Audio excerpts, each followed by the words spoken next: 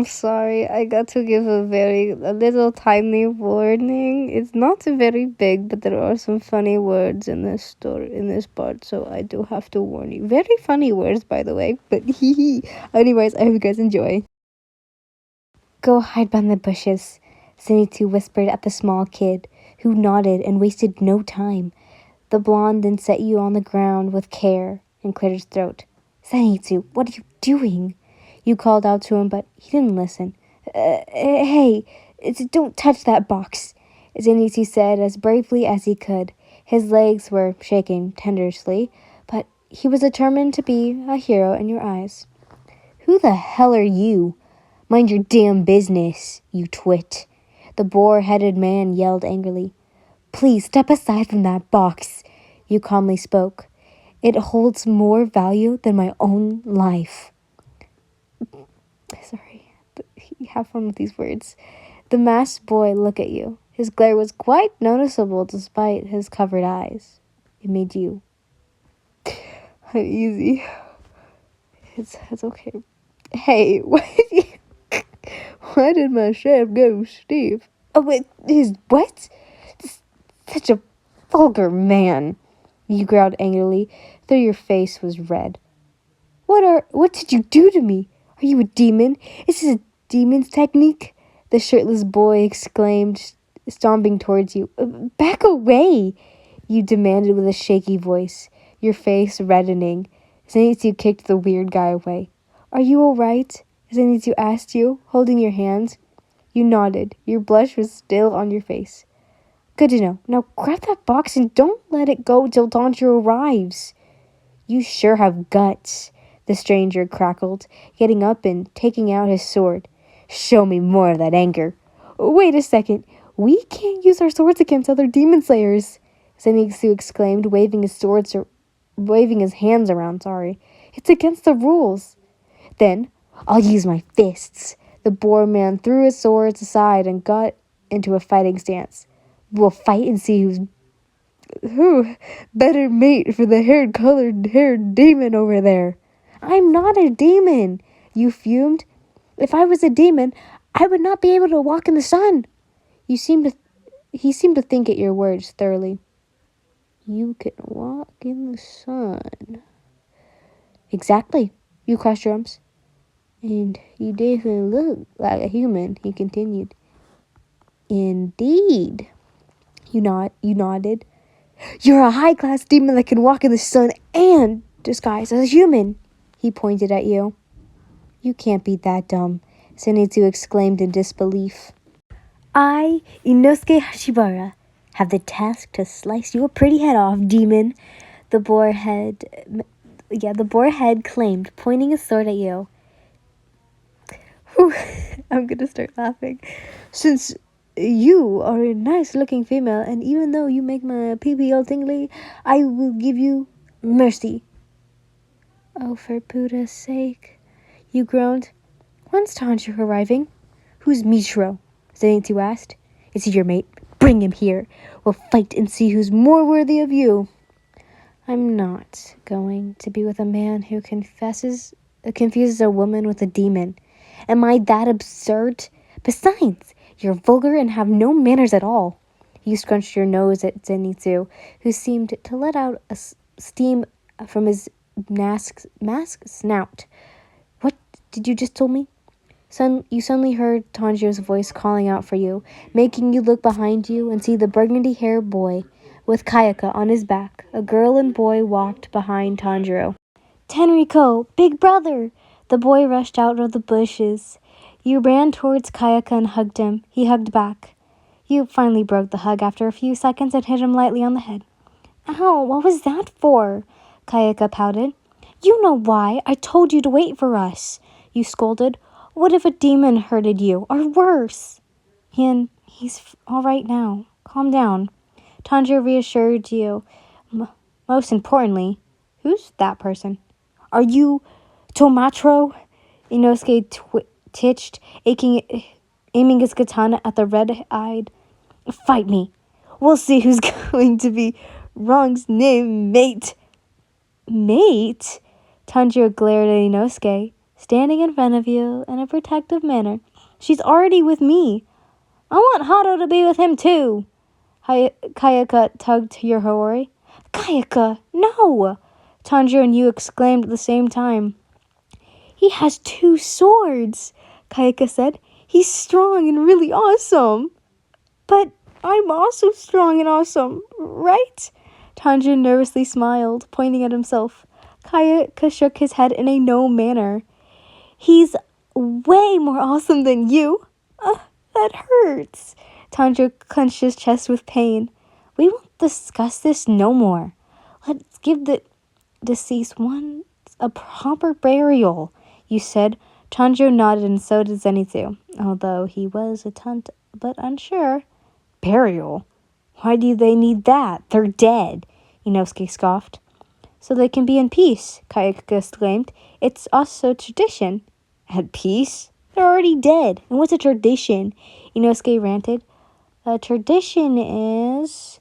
And so, while Kayaka discussed with Inosuke, answering all his questions, Zenitsu, Tanjiro, Tenjiko, Shichiro, and Kaishi were burying corpses. Tanjiro didn't let you help, for he panicked when he saw the injury in your leg and assigned you to pray for the dead people's souls.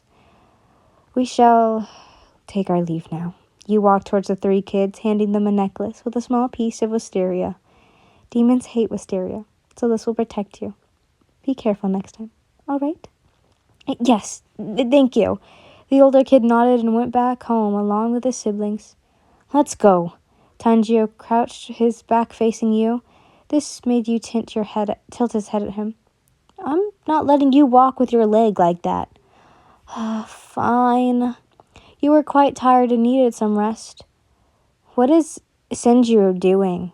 Inosuke whispered/yelled to Kayaka. He's crouching so he can carry Hato, the small kid exclaimed. Since she can't walk properly, Tanjiro is helping her. If she walks, she might open her wound and bleed out a lot again. Hayo? Inosuke grunted. Her real name is Yin, but I'd call her Hayo, Kayaka replied. What is your name? My name is Kayaka Doku. I'm the king of the mountains, Inosuke Hashibara. Inosuke huffed proudly.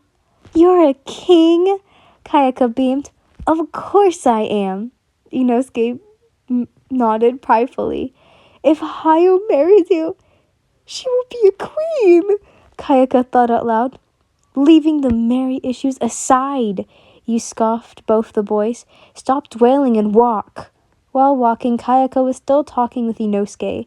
Since they were quite loud, there was no resting time for you, sadly. Inosuke was still pained by the fact that he was easily thrown away by Kayaka just because he, Tanjiro, didn't own 2 swords nor had a boar mask.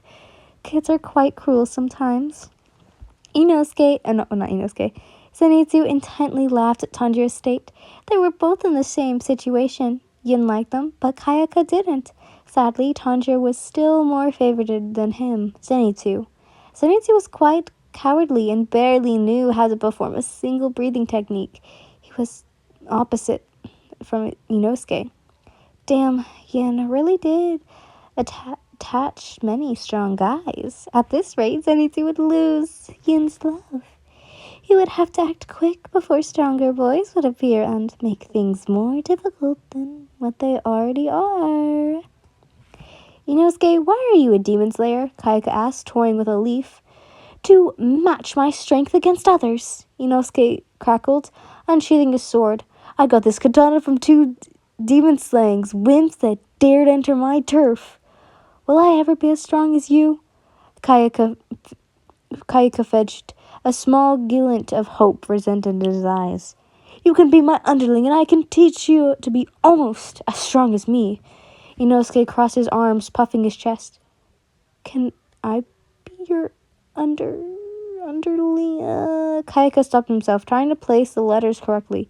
Underling. Inosuke seemed to think of it a little before, blowing steam from the mask's snout and nodding. First rule to becoming like Inosuke. Karatsuri, the boar-headed guy proudly announced. Follow my lead at all times. Yes, Kayaka nodded, smiling brightly. Second rule, Call me Boss Inosuke, Inosuke said. Yes, Boss Inosuke. Rest, rest. All demon slayers that are injured must heal and rest. Tanjiro's crow crowed loudly. Wait, we could rest? You asked me, Diffleaf. Kee. The crow laughed. Can we eat this thing? Inosuke asked, poking the crow's belly. What? The crow panicked. First person POV. We finally rested in an appropriate place. It wasn't as comfortable as my once home, but it was sure once close to it in terms of comfort. Kayaka soon learned bad habits from Hashibara. All those years of tiring, restless nights teaching Kayaka so many moral values and manners went to waste in less than a day. So, that is your face? Zenitsu looked at Hashibara with disgust. Yeah, got a problem? Hashibara barked, food falling from his mouth. Yeah, got a problem? Kayaka tried to imitate Hashibara, only for the black cat to choke on his food. Kayaka, please eat properly. I sighed, eating. Kayaka looked at Hashibara, whose response was, Chopsticks are for weaklings. Of course, Kayaka followed his reactions and began eating like a savage, homeless person. I tried to endure my anger and accidentally broke my chopstick in the process. Tanjiro calmly gave me a new pair. Calm down, Yin. You already had a girl traveling with you? Zenitsu cried angrily, still chasing Tanjiro around. And you still have the guts to also have Yin in your harem? I already told you, it's a misunderstanding, Tanjiro said in fear. I will kill you, Zenitsu yelled. I decided to leave the room and head outside to have a moment of peace. I saw a tree, so I decided to meditate under it. I also had to stay in touch with the gods, not only for advice, but to make sure I stay on the right path and not lose my divinity. After a few seconds of concentration, breathings, and absolute focus, I began to converse with the gods. What is my future? Am I allowed to know? I asked, sadly. I sound and looked like a limbrick, for only I can hear their voices. Before they could respond, Hashibara's yells interrupted. 27, 28, 29, 30, he yelled, encouraging Kayaka, who was doing push-ups. 70 more to go. Yes, Boss Inosuke, Kayaka said with a stern tone. What a kind of medic! I growled, fisting my hands in frustration. The tree beside me whistled, its leaves falling around me. Calm down, Yin. Tanjiro sat next to me and handed me a cup of tea, but I swear he came out of nowhere and scared me. Take a bath, both of you reek of sweat, I yelled angrily, chasing the two males carrying a basket with water in both hands. Run, Shinara! Ashibara yelled, speeding up. Kayaka somehow managed to run faster.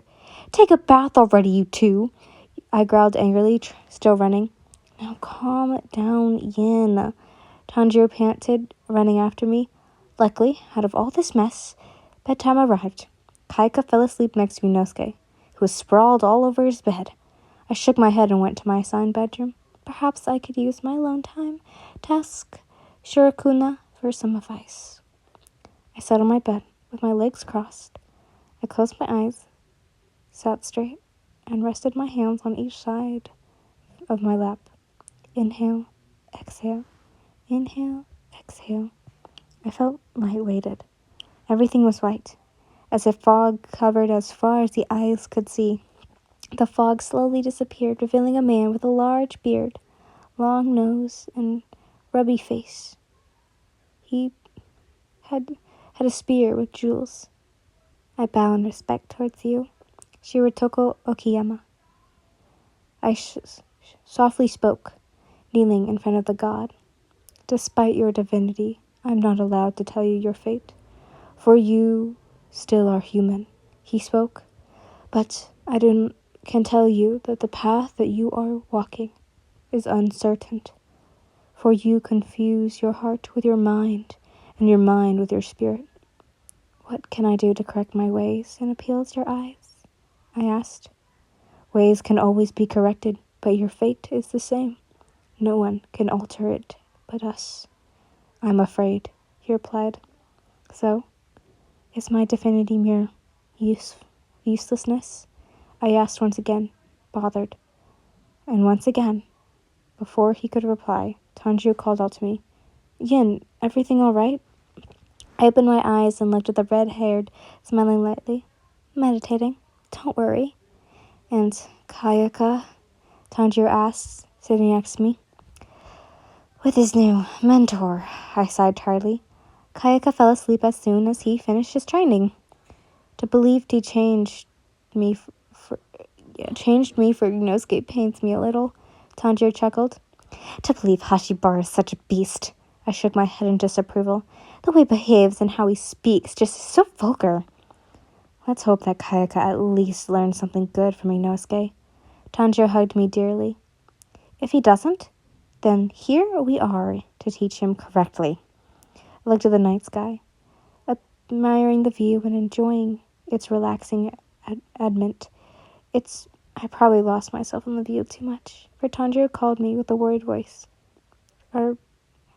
We are mere kids playing adulthood for selfish needs and auto-satisfaction, I sighed, still looking at the sky. We all need a way to fill up that emptiness in ourselves, to fulfill our desires and gratitudes and whatnot. Is that bad? Tanjiro asked calmly. Not at all. I shook my head. It's a part of our humanity, and it's also one of the purposes for our existence, to be an initial companion in someone's life, either it be in a romantic relationship or simple friendship. Are we boyfriend and girlfriend? Yes. I finally looked at him, softly smiling, his smile widely at me, and hugged me tightly, giggling like a lovesick idiot he was. I really want us to be something more, not too late after. There is a time for everything, fear not. I caressed Tanjiro's hair lovingly. If only time could pass by faster. Tanjiro sulked, leaning on me. Stop it, you're heavy, I giggled, trying to push him off me. He started leaning harder. I'm getting sleepy, so I'm getting so sleepy right now. You're going to squash me, I said, but Tanjiro kept leaning. Just a little nap won't hurt anyone. He chuckled maliciously. Tanjiro, stop! Tanjiro successfully managed to make me lay on the bed. He was on top of me, laughing and grinning stupidly. I tried pushing him away, but once again, this time blushing. This is inappropriate. Hugging my loved one isn't appropriate. Tanjiro smiled, hugging me dearly and nuzzling his face against the right side of my face. He suddenly stopped moving, and I stopped squirming. He gazed at me with a slightly serious face. Though I wouldn't mind. Heavens, no. I also blushed, gently pushing Tanjiro off me. It's way too sudden. Besides, we are still just kids, and those things are supposed to be done after marriage. I already asked you for your hand, he pouted. And I said give me time, 2 years. I mimicked him. He soon smiled at me abruptly. What is it? 2 years have already passed. Oh, we're not married. This is a sin. I tried to reason with Tanjiro, who was now pouting. Why are you afraid? He suddenly asked. I thought we agreed that you weren't going to use your senses against me. I sighed. Even if I don't smell it, I can see that something scares you, Tanjiro said. It's because you think I might leave you, that I don't love you? We know each other for only 4 months or so, I admitted, slowly pushing Tanjiro off me and sitting. And in those 2 years, I still loved you, even more than I did the first time I met you. Tanjiro held my hands. I love you. With all I am, I love you. Every small detail that makes you be the one you are, even if I have to wait 2 more years, 20, 40, 80 years even, I will still be loyal to you. My heart will still yearn for you. I will love you even after death. I looked at Tanjiro in awe. My heart beat rapidly and my face felt like it was burning. My stomach fluttered and I felt a wonderful sensation embrace me with care. His words were so sweet. They pierced through my soul. I want to hear his loving words and forget everything around me. Maybe I could. Just this one night. I understand if you don't feel like it. I can wait. Tanjiro kissed my hands and smiled at me warmly. Your leg is injured either way, so it's better if you rest up as much as possible. If even the gods could cause havoc on Earth, then why can't I? I'm human after all. This is no sin, right? I feel that this is right. I am never wrong. I am never wrong. You want me to sleep here, or do I sleep with Kayaka and the others? Tanjiro asked, getting up. Maybe I'm too overwhelming, so I head out and... Tanjiro. This time I held his hands. He seemed nervous. His reddened face and shaking hands told me. He seemed to understand. Are you sure? He stuttered. I nodded with a small hum. And that night, that starry and a tad bit warm night, Tanjiro and I became more than just lovers.